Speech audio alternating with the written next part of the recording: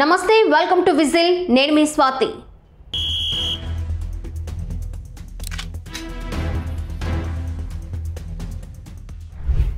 వలసలపై Donald Trump యంత్రాంగం కఠిన చర్యలు తీసుకుంటున్న సమయంలో కూడా అమెరికాకు అక్రమ మార్గంలో వెళ్లేవారి సంఖ్య ఆగడం లేదు.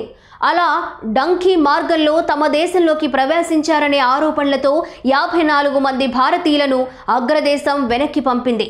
దాంతో వారంతా ఢిల్లీలోని అంతర్జాతీయ విమానాశ్రయానికి చేరుకున్నారని, వారిని వారి కుటుంబీకులకు అప్పగించామని పోలీసులు వెల్లడించారు. ఈ 54 మంది భారతీయుల్లో అత్యధికులు హర్యానాకు చెందినవారే ఉన్నారు.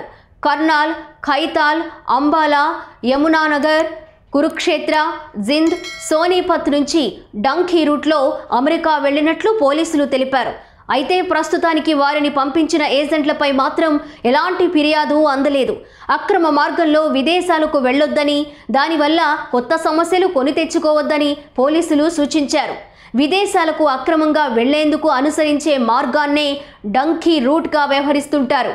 ఇది పంజాబీ వాడుక భాష నుంచి వచ్చింది. అంటే ఎటువంటి ప్రణాళిక లేకుండా ఒక చోట నుంచి మరొక చోటకు వెళ్లడం. నకిలీ డాక్యుమెంట్లు సృష్టించి షిప్ కంటైనర్లు, వాహనాల్లో రహస్య కంపార్ట్మెంట్లలో దేశ సరిహద్దులు దాటిస్తారు. ఇందుకోసం భారీ మొత్తంలో ఏజెంట్లు డబ్బులు వసూలు చేస్తారు. ప్రమాదకర పరిస్థితుల్లో అంతర్జాతీయ సరిహద్దులు దాటించుకుంటూ చట్టవిరుద్ధంగా ఓ దేశంలోకి పంపించేందుకు ప్రయత్నాలు చేస్తారు. యూరోపియన్ యూనియన్ ఇచ్చే షెంజన్ టూరిస్ట్ వీసాతో ఈ పద్ధతి మొదలవుతుంది. దీనివల్ల 26 దేశాల్లో తిరిగేందుకు వీలుంటుంది. నకిలీ దస్త్రాలు లేదా వాహనాల్లో రహస్యంగా యూకే లేదా అమెరికా దేశాలకు వెళ్లేందుకు అక్కడ కన్సల్టెంట్ల సాయం తీసుకుంటారు. ఏ దేశంలోకి అక్రమంగా ప్రవేశించాలన్నా ఈ తరహా పద్ధతిని ఉపయోగిస్తారు. కొందరు భారతీయులు మాత్రం కెనడా, అమెరికా, యూకేలకు అక్రమంగా వెళ్లేందుకు ఈ మార్గాన్ని ఎంచుకుంటారు.